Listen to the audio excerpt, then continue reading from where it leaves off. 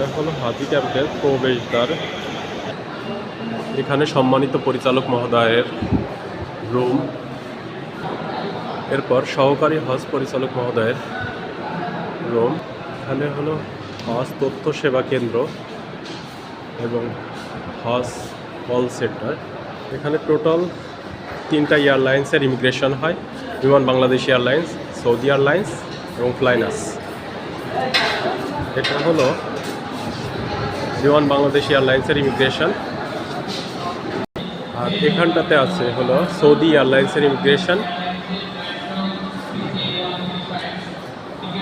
আর এখানটাতে আছে ফ্লাইনাস এয়ারলাইন্সের ইমিগ্রেশন রুম। এবং সম্মানিত হজযাত্রীদের মেহমানদারির জন্য এখানে 2টা রেস্টুরেন্ট আছে। একটা সোনালী রেস্টুরেন্ট, অন্যটি হলো ক্যাফে সাকসোকা।